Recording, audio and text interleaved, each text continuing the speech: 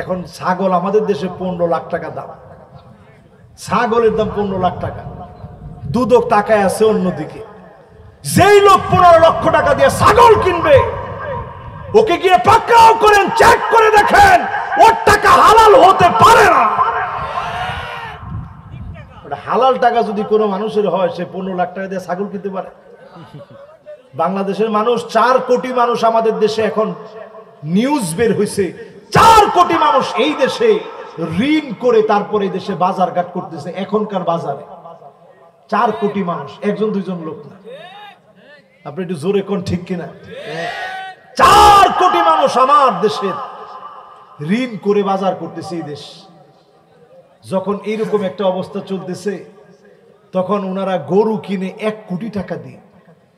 যে বিক্রি করে তারে জিজ্ঞাসা করে, কি এটার দাম 1 কোটি কেন? কয়টা বংশীয় গরু। তো দেখেন চিন্তাটা করে। আবার দেখবেন আমাদের দেশে ওই গরুগুলার দাম বেশি যেগুলা বিভিন্ন নায়কের নামে। গরুটার নাম কি? অমুক নায়কের নামে। কোন নামটাম নিয়ে বাবা বিপদে ফেলেন না। ওই নায়ক নায়িকাদের নামে যে গরু, ওই গরুর দাম বেশি। এবার চিন্তা করেন মুসলমান, আমি আপনি আজকের এই মাহফিলে বসছি এটা সংকটাপন্ন পরিস্থিতিতে। সারা দুনিয়ার ভিতরে যখন বালা মুসিবত চলছে, এই সময় আমি আপনি বসছি।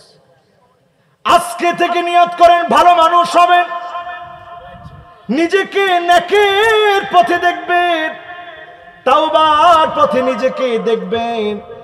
এমন মানুষ যদি নিজেকে বানাতে পারেন, আল্লাহর কসম করে বলি, এই মাহফিল থেকে উঠার পথে যদি মালাকুল মউত চলে আসে, আমার কিংবা আপনার যদি মালাকুল মউত চলে আসে, আপনি বুঝে নেবেন আইওয়াফিকাহু বিআমালিন সালিহিন ক্বাবলা মাউতিহি।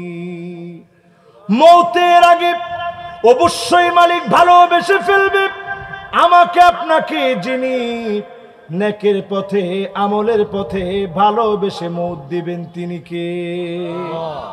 আল্লাহর কাছে আজকের এই মাহফিল থেকে সার্বিক সফলতা কামনা করে যতজন এই মাহফিলে আসছেন, ফিলিস্তিনের জন্য আমরা মোনাজাত করে ইনশাআল্লাহ আমার ভাইয়ের হাতে উঠায় দিয়ে এরপর আপনাদের কাছ থেকে বিদায় নিতে চাই।